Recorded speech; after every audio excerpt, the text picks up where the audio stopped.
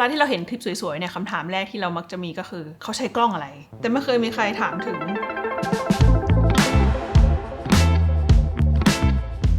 แบ็กกราวด์จริงอยู่ว่าการที่เรามีห้องใหญ่ๆแต่งสวยๆมีพร็อพเยอะๆเนี่ยมันทำให้ชีวิตง่ายขึ้นแต่กิ๊บเชื่อว่าทุกคนจะต้องมีสักมุมหนึ่งในห้องที่มันทำให้สวยได้เซตอัพแรกหากำแพงค่ะ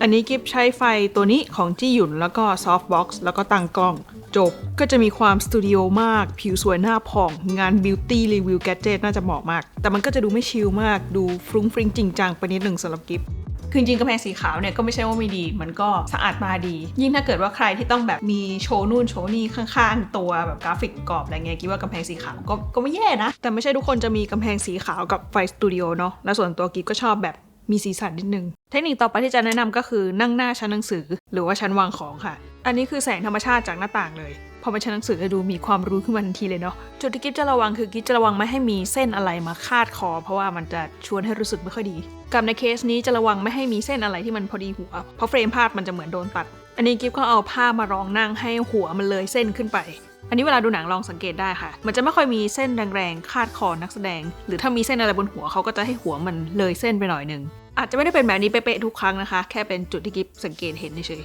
ๆเพิ่มเติมคือกิ๊บเอารูปสีขาวๆมาวางซ้ายขวาให้มันตัดกับผนังไม้นิดนึงสมมุติถ้ามันมีรูปเนี่ยกิ๊บว่าผนังไม้มันจะดูโล้นไปหน่อยอันนี้ก็แล้วแต่คนชอบนะอีกอันที่ต้องระวังก็คืออย่าให้มีแท่งอะไรทิ่มลงกลางหัวเหตุผลเหมือนเส้นคาดคอเลยค่ะเห็นแล้วมันจะรู้สึกไม่ค่อยดีในหนังกิ๊บเห็นมีใช้บ้างเหมือนกันแต่ว่าเขาจะใช้กันเวลาที่ตัวละครกำลังโดนกดดันหรือว่ากำลังอึดอัดอยู่เราถ่ายคอนเทนต์เราคงไม่อยากดูอึดอัดเนาะว่าแล้วก็ขอแสดงความยินดีกับหนังเรื่อง Oppenheimer ที่กวาดรางวัลใหญ่ออสการ์ไปมากมาย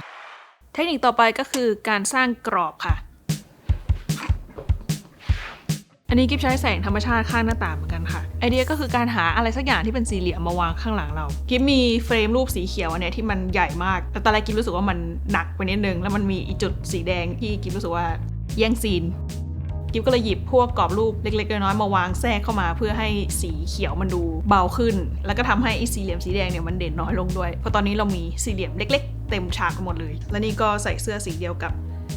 บรูปนี้วิธีนี้คือถูกใช้ในหนังบ่อยมากๆเห็นบ่อยมากมันอาจจะไม่ได้วางกลางเป๊ะๆเพราะเดี๋ยวอาจจะดูตั้งใจจะเกินไปอาจจะเบ้ซ้ายเบ้ขวาบ้างอีกอย่างนึงที่มักจะโดนมองข้ามอย่างน่าเสียดายก็คือ background music และ sound effects ค่ะลองสังเกตดูว่าทุกครั้งที่กิ๊บเปลี่ยนเพลงเนี่ยมูดมันเปลี่ยนไปเลย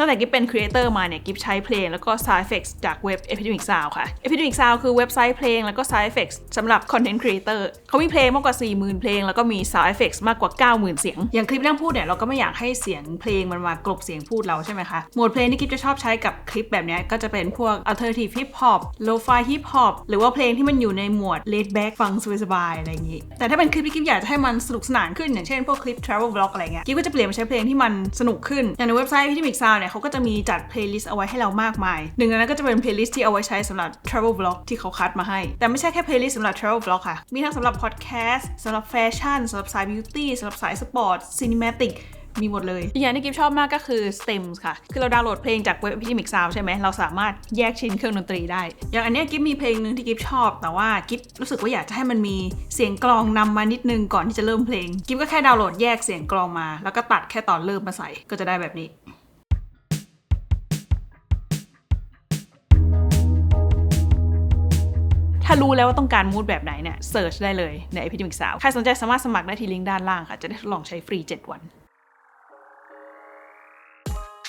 นเทคนิคต่อไปก็คือนั่งตรงมุมห้องค่ะเวลานั่งตรงมุมห้องเนี่ยมันจะมีเส้น perspective ช่วยนำสายตาเข้าหาตัวเราแต่จุดที่กิ๊บจะระวังคือกิ๊บจะไม่วางตำแหน่งหัวให้มันพอดีกับมุมห้องแบบนี้เพราะว่ามันจะเหมือนมีเส้นลงมาปักหัวจะไม่ค่อยเห็นแล้วไม่ค่อยสบายใจกิ๊บก็จะเบ้มาทางนี้นิดนึงเพื่อให้หัวมันอยู่ตำแหน่งแบบว่าไม่โดนเส้นอันนี้ข้างหลังมันเป็นผ้าม่านอาจจะดูเหมือนมีหลายเส้นแต่ว่าพอมันมีหลายเส้นเนี่ยกิ๊บรู้สึกว่ามันดูเป็นผืนเดียวมากกว่าเป็นเส้นเดียวเพราะงั้นเคสนี้กิ๊บว่าไม่เป็นไรตรงเนี้ยตอนแรกไม่มีอะไรตอนแรกมันโล่งๆอย่างนี้แต่กิ๊บรู้สึกว่าด้วยความที่ตรงเนี้ยมันมีเพราะฝั่งนี้มันก็เลยดูแบบล้นมาดูอีกทีตอนตัดต่อกิ๊บว่ามันก็ไม่แย่นะแต่มันจะดีมากเลยถ้าเกิดว่ากิ๊บนั่งมาทางขวานิดนึงแล้วก็หันหน้าไปด้านนี้ก็จะได้ฟีลแบบนั่งสัมภาษณ์ก็เลยยกไอ้รูปสีเขียวรูปเดิมนี่แหละเอามาวางที่พื้นข้างๆตรงนี้นิดนึงแล้วก็ใส่เสื้อ สีแมทช์กันมันจะไม่ช่วยอะไรก็ได้นะอาจจะไม่ได้ดูดีก็ได้แต่กิ๊บคิดว่ามันอาจจะดูดีมั้งถ้าใครพอเหลือพื้นที่เนี่ยก็จะเสนอว่าให้นั่งแบบเว้นพื้นที่ข้างหลังเยอะๆค่ะอย่างกิ๊บเลือกมุมเนี้ยเพราะว่ามันมีเส้นนำสายตาด้วยแล้วก็มีประตูข้างหลังช่วยเป็นกรอบให้ด้วยอันนี้ก็คล้ายๆกันแต่ว่ามืดกว่าหน่อยยิ่งถ้าใช้เลนส์รูรับแสงกว้างๆ f1.4 f1.8 เนี่ยห้องใครฉากหลังรกๆก็คือจะละลายหายไปเลยมีเส้นนำสายตามีกรอบหน้าต่างพร็อพเล็กน้อยและที่ขาดไม่ได้โคมไฟค่ะอันนี้แบบปิดไฟก็ไม่แย่แต่กิ๊บว่าเปิดสวยกว่า